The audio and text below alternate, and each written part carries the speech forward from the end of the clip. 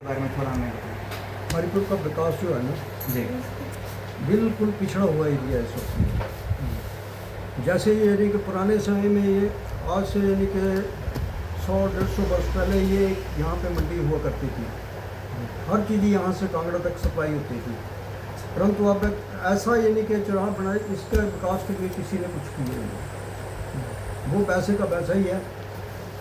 यहाँ पे राजा थे, राजा के किला था, आपने देखा होगा, अगर गए होंगे, वो भी गिर के जो है बिल्कुल साफ हो चुका है। तो यानी कि हेरिटेज के जितने मंदिर हैं हमारे, देखो मंदिरों की हालत देखो आप, कोई पैसा नहीं आता है, आएगा तो पता नहीं लगता कहाँ गया।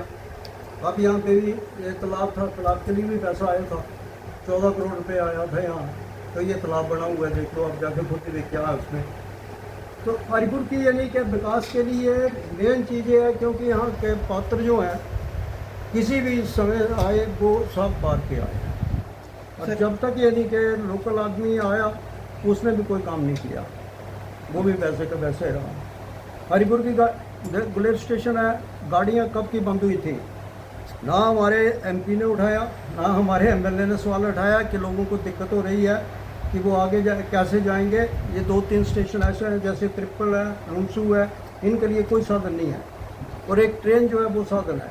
आज यानी कि पीछे यानी कि 1 साल से ट्रेनें बंद रही हैं इनकी, तो अब जाके इन्होंने बड़ा जोर डाल के 2 ट्रेनें चलाई हैं इन्होंने, सिर्फ 2 ऊपर जाएंगे 2 नीचे जाएंगे। उनकी टाइमिंग भी ठीक नहीं है, क्योंकि जाने वाला जो वापस नहीं आ सकता है और आने वाला जो वापस नहीं जा सकता है। तो ऐसा लगता है कि इसका पिछड़ा दिन किसी भी सरकार ने ध्यान नहीं दिया कि ये इतना पिछड़ा हुआ एरिया है। अगर इसको यानी कि डेवलप करना चाहते हो तो एक अच्छा हेरिटेज विलेज बन सकता था, परंतु इसके लिए कोई भी यानी कि ये सोचता नहीं है, चाहे विधायक हो, एमपी हो, जो भी हो, किसी ने सोचा नहीं है। ये साथ में हमारे लुमसू है, तो यहाँ बस से यानी कि मैं जब 78 में यहाँ आया तो तब से वहाँ पे पुल नहीं है, एक छोटा सा पुल जो है वो पार चाहिए उनको और आने के लिए। जब आएंगे तो 8 किलोमीटर का फिर डाल के आएंगे वो लोग। बरसात के दिनों में तंगी हो जाती है लोगों को। तो मैंने यानी कि यहाँ पे अपने यहाँ मेजर जनरल रहे विक्रम सिंह जी, तो उस टाइम में कांग्रेस पार्टी में था, मैं प्रेसिडेंट था यहाँ पे जसवा यूथ का। तो मैंने उनसे यानी कितनी रिक्वेस्ट की, पर हाँ भाई हो जाएगा हो जाएगा, इनकार कोई करता नहीं और काम कोई करता नहीं, बस ये है। और इसका पिछड़ापन जो है दूर होगा नहीं, क्योंकि जब तक अब यहाँ में थोड़े हमारे मुख्यमंत्री महोदय जी हैं, वो उनके अंडर मैंने काम किया जब वो यानी कि यूथ के प्रेसिडेंट थे, तब मैं यानी कि यहाँ से यूथ का प्रेसिडेंट था।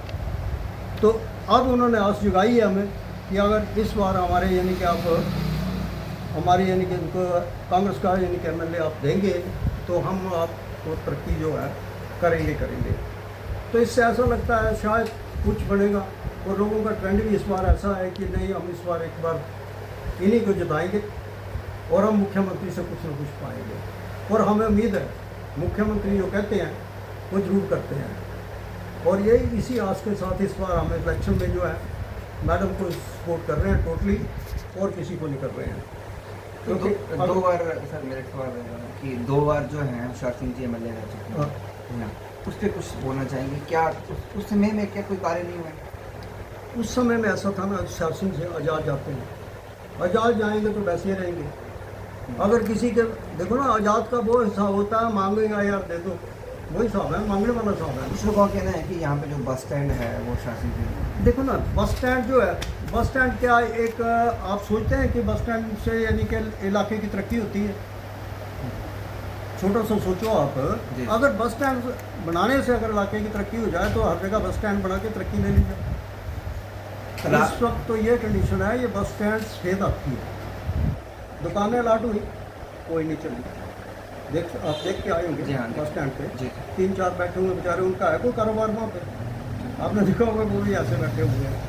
तो इससे ऐसा है कि बस स्टैंड की जगह यहाँ से कोई इंडस्ट्री लगा देते हैं। हमारे लड़के जो इनकी बद्दी में घूम रहे हैं, कहीं घूम रहे हैं, या लोगों के घर में काम कर रहे हैं, तो अटल बहुत तो काम करते हैं। तो कॉलेज बनाया हमारा, इसका यानी कि कॉलेज का इनॉग्रेशन करने वीरभद्र जी आए थे, तो वीरभद्र जी ने BA कॉलेज वीरभद्र जी ने था, उन्होंने ढनेरा में अनाउंस किया ये कि हमने कॉलेज जो है हरिपुर दे दिया है। सब तहसील जो मैंने हरिपुर में दे दी है, यानी कि वीरभद्र के टाइम में हुई थी और डलेरा से अनाउंस की थी उन्होंने। पर उसके बाद यानी कि धीरे धीरे तरक्की हुई है, ये तहसील आ गई है, बस ये है, और तो है नहीं कुछ भी, आप देख चुके हैं। अब पीछे यानी कि सब डिवीजन आया, SDO PWD का आ गया है, और बाकी तो पहले से ही है।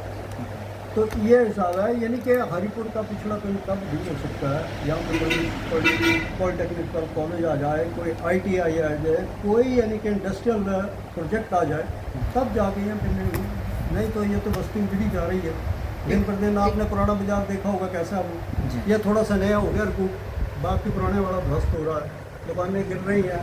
तालाब की बात कर रहे थे, तो तालाब की एक समस्या जो है हमारे बीच लोगों ने रखी कि वहाँ पे वो पेड़ वगैरह गिरते हैं, तो उसका जो पानी का रिसाव हो रहा है वो कुएं में उसको निकालने वाला कोई नहीं है। हाँ। किसी ने आज तक निकाला नहीं, और ये कुएं का पानी खराब हो गया, वो ऊपर से जाके पानी लाते हैं, अच्छा।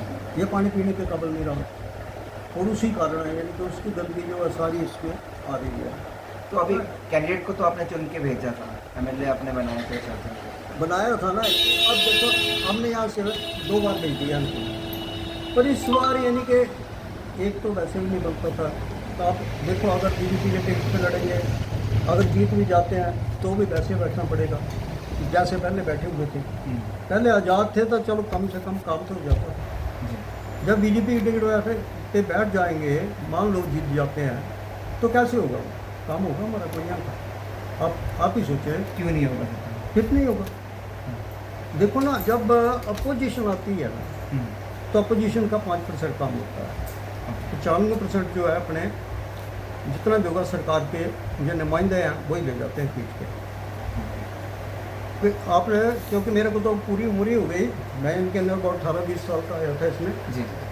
अभी पिछले इनके 22 के टर्म से पीछे मेरे को इन्होंने पार्टी का टिकट भी देने अनाउंस किया था, पर फिर मैंने सोचा नहीं, ये मैं लड़ नहीं सकता हूँ, क्योंकि मैं उन दिनों रिटायर होकर आया था अभी। तो रिटायरमेंट के बाद अभी मेरा वो उतना देख मेरा जितना पहले था, मेरा ये नहीं कि वो था ही नहीं कुछ भी जी। लोगों के बात ही नहीं थी, कुछ नहीं था। जी। तो अब फिर मैंने इनकार कर दिया, फिर विप्लव जी लड़े थे यहाँ से। तो ऐसे है, हम तो ये चाहते हैं कि हमें आदमी वो चाहिए जो हमारे इसका विकास करे, और अगर यही हालत रही तो ये पिछड़ता ही जाएगा, कुछ नहीं है यहाँ पे। निष्कर्ष क्या है अब अंत में? निष्कर्ष ये है कि जैसे अब हमने सोच रखा है कि एक बार, क्योंकि ये भी हमारे नज़दीकी है, मैडम जो कमलेश जी जी। हैं अपने ही हैं, क्योंकि नान बुखर दूर नहीं है जी हाँ।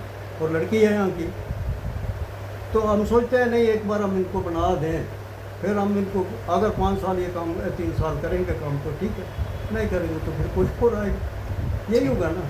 ठीक है, इससे ज़्यादा कुछ नहीं हो सकता है। Okay, thank you so much.